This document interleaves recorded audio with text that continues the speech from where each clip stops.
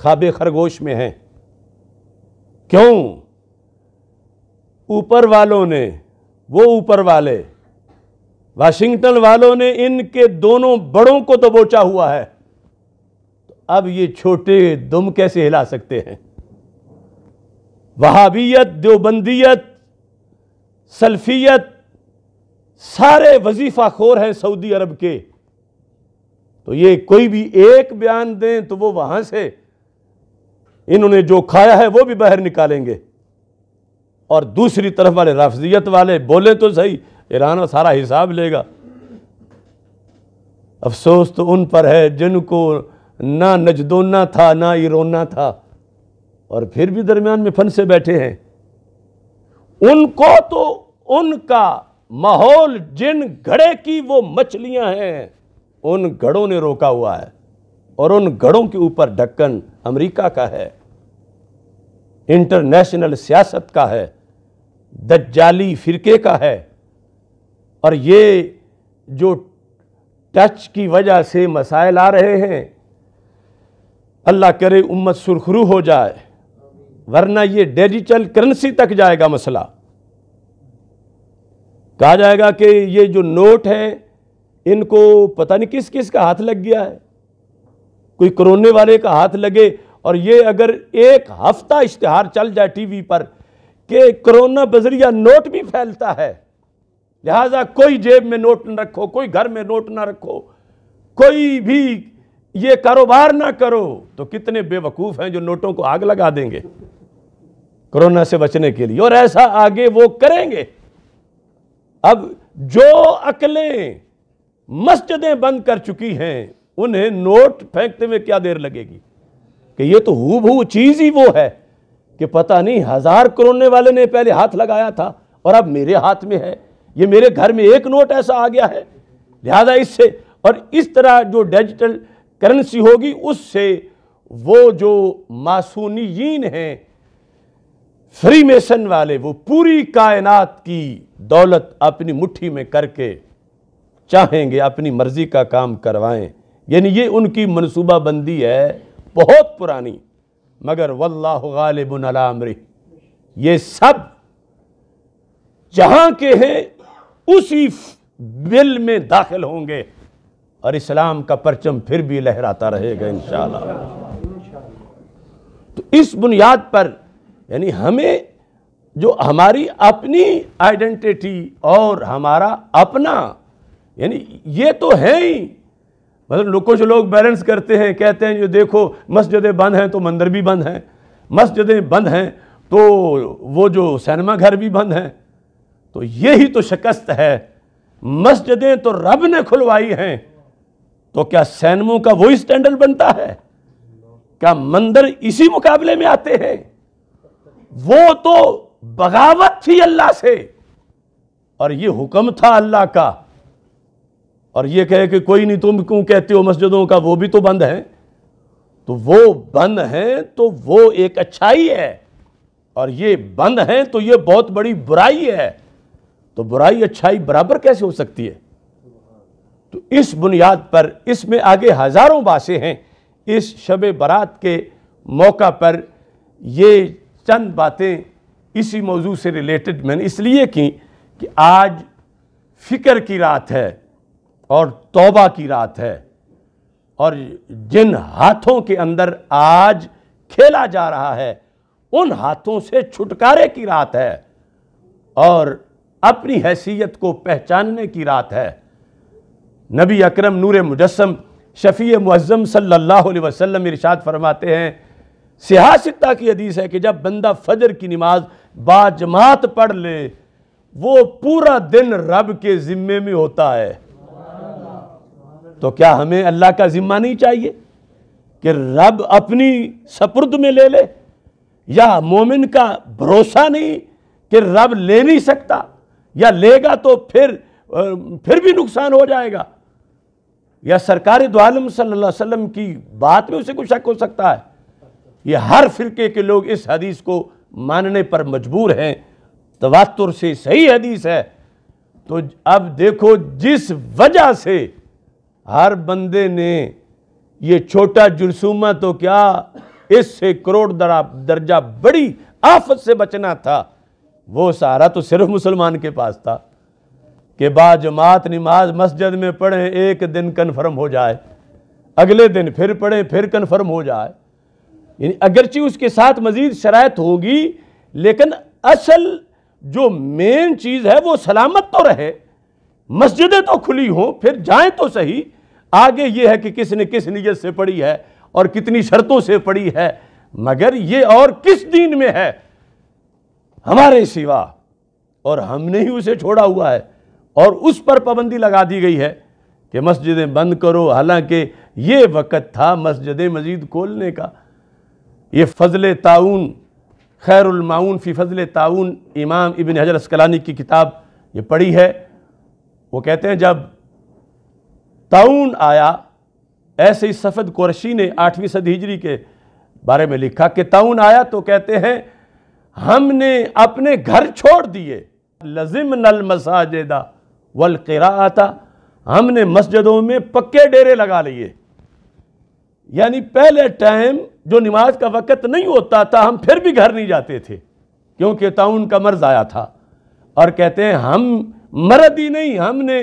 جگہ مخصوص کر کے اپنی خواتین کو بھی مسجد میں بٹھا دیا، بچوں کو بھی مسجد میں بٹھا دیا، اور جس کے گھر میں کوئی شیشی بھی شراب کی تھی ہم نے توڑی، سرنگیاں باجے ہم نے توڑے، کہ تعاون کا وقت آیا ہے اور اس وقت اس طرح کر کے توبہ کی جائے۔ اور اب دیکھو محو حیرت ہوں کہ دنیا کیا سے کیا ہو جائے گی۔ کل کا مسلمان مصیبت میں مسجد میں تھا کہ ایک گھڑی بھی باہر نہ رہوں، اور آج ایک گھڑی بھی مسجد میں نہیں اور باہر ہے۔ اور پھر جس وجہ سے یہ آیا ہے، سرکار تو فرماتے ہیں جب بے حیائی کسی معاشرے میں ہوتی ہے تو پھر وہ بیماریاں آتی ہیں جن کا کبھی نام ہی نہ سنا ہو، تو پھر آئی تو اس وجہ سے ہے، اور جائے گی نماز فجر باجماعت پڑھنے سے۔ تو یہاں آنے کا فلسفہ بھی اور جانے کا فلسفہ بھی اور،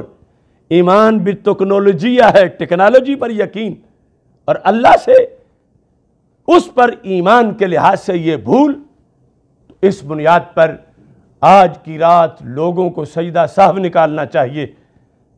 حکمرانوں کو اور ان علماء کو جنہوں نے فتوے دیے ہیں، مساجد بند کرائی ہیں وہمی خدشے پر، جبکہ یہ مسجدیں اور یہ جماعت تو عین جب موت کا خطرہ صرف خیال یا وہم نہیں عملاً سامنے کھڑا ہو، اس میں بھی قرآن نے کہا تم نہیں چھوڑ سکتے۔ اور رسول پاک صلی اللہ علیہ وسلم نے اپنے آخری وقت، امام بخاری نے باب قائم کیا ہے کہ مریض کس حد تک ہو تو پھر بھی مسجد میں جائے۔ اس باب میں ہمارے نبی علیہ السلام کی یہ حدیث لکھی ہے کہ ہمارے آقا صلی اللہ علیہ وسلم علالت میں بہت زیادہ وقت جب گزر گیا اور افاقہ آیا تو آپ نے فرمایا مجھے مسجد لے چلو۔ یہادا بین الرجلین، خود چل نہ پائے، ایک کندھا اس طرف حضرت عباس رضی اللہ تعالیٰ عنہ کھڑے ہوئے اور اس طرف حضرت مولا علی رضی اللہ تعالیٰ عنہ کھڑے ہوئے، دونوں نے سرکار دو عالم صلی اللہ علیہ وسلم کو سہارا دے کر چلانے کی کوشش کی تو پاؤں اٹھ نہ سکے۔ عائشہ صدیقہ رضی اللہ تعالیٰ عنہ کہتے ہیں، بخاری میں ہے، فرمایا میری آنکھوں کے سامنے وہ منظر ہے کہ ہمارے آقا علیہ السلام کے دونوں پاؤں زمین پر لکیریں بناتے جا رہے تھے۔ سرکار اس حالت میں بھی جماعت کے لیے تشریف لے گئے، اور آج امت کو درس ٹھنڈی ہوا کے چلنے پر مسجدیں چھوڑنے کے دیے جا رہے ہیں۔ یہ پورا باب ہے بخاری میں۔ سرکار سے قیمتی جان کس کی ہو سکتی ہے؟ سرکار سے بڑا پروٹوکول اور اہتمام کس کا ہو سکتا ہے؟ اس حالت میں بھی رسول پاک صلی اللہ علیہ وسلم تشریف لے گئے، اور امام بخاری نے کہا امت سمجھے یہ باب لکھ دیا ہے کہ اس حد تک بھی بیمار ہو تو پھر بھی جائے، کیونکہ اس کے پیکر سے کروڑ مرتبہ پیکر وہ افضل ہے جو عرش سے بھی افضل ہے۔ پاؤں نہیں اٹھ سکتے تھے، پھر بھی انہوں نے یہ عمل مکمل کیا اور تشریف لے گئے۔ اور اس پر آگے بہت سے دلائل ہیں جو ہم ایک مستقل موضوع میں انشاءاللہ بیان کریں گے۔ تو آج کی رات سجدہ سہو، غلط فتووں کا سجدہ سہو، غلط پالیسی کا سجدہ سہو ضروری ہے اور آئندہ کے لیے پکی توبہ کی ضرورت ہے۔ میں اپنی گفتگو کو سمیٹتے ہوئے آج کے رات کی خصوصی دعا وہ اور جو ذکر ہے خصوصی طور پر اس کے ساتھ ختم کرنا چاہتا ہوں تاکہ پھر نوافل بھی ادا کیے جائیں، آگے پھر سحری کا وقت ہو جائے گا۔ امام جلال الدین سیوطی رحمۃ اللہ علیہ نے ایک کتاب لکھی، اس کا نام ہے الرحمہ فی الطب والحکمہ، الرحمہ فی الطب والحکمہ۔ یہ کتاب ہے، یہ مجھے بہت پیاری ہے کہ میں نے بغداد شریف سے خریدی ہے۔ اس زمانے میں جب عراق پر پابندیاں تھیں طالب علمی کے زمانے میں، پھر اس لیے بھی کہ میں نے جمعے کے دن خریدی ہے، پھر اس لیے بھی کہ دربار غوث اعظم سے خریدی ہے، یعنی وہاں سٹال لگا ہوا تھا، اور میری بہت سی کتابیں نہیں آ سکیں میرے ساتھ، اور یہ اس لیے بھی کہ یہ میرے ساتھ آئی ہے۔ تو یہ امام سیوطی کی کتاب ہے، اس کے اندر انہوں نے یہ لکھا ہے صفحہ نمبر 158 پر، روی یا رسول اللہ صلی اللہ علیہ وسلم انہو قال لہ رجل یا رسول اللہ صلی اللہ علیہ وسلم قد صدر فی زمان عیسیٰ علیہ السلام وباء عظیم، کہ حضرت عیسیٰ علیہ السلام کے زمانے میں بہت بڑی وبا آئی، بہت بڑی۔ اس کے اندر مات بالنہار الاول ثلث نصف القوم، حضرت عیسیٰ علیہ السلام کی پوری قوم کے آدھے حصے کا مکمل تیسرا حصہ فوت ہو گیا، یعنی آدھے کا تیسرا پوری امت، پوری قوم میں سے۔ فسجد رسول اللہ صلی اللہ علیہ وسلم، اسے سن کے سرکار سجدے میں پڑ گئے۔ وقال الہی و سیدی و مولایا هل تکون هذه الوقع بین امتی، کیا میری امت میں بھی ایسا ہوگا؟ فنزل الامین جبریل علیہ السلام من ساعته، تو اسی وقت جبریل علیہ السلام کا نزول ہوا، جبریل علیہ السلام آئے۔ فقال، کہا کہ اللہ تجھے سلام کہتا ہے۔ فوراً آپ کی اس آواز پر کارروائی ہو گئی ہے اور یہ فرماتا ہے کہ اپنی امت کو ایک دعا پڑھا دو، جو بھی وہ دعا پڑھے گا وہ اس فتنے سے محفوظ رہے گا۔ یہ امام سیوطی رحمۃ اللہ علیہ نے لکھی، علم امتک ھذا الدعاء، اپنی امت کو یہ دعا سکھا دو۔ تو وہ دعا جو ہے یقیناً امت کے لیے بہت بڑا سرمایہ ہے، تو اس کے الفاظ ابتدائی طور پر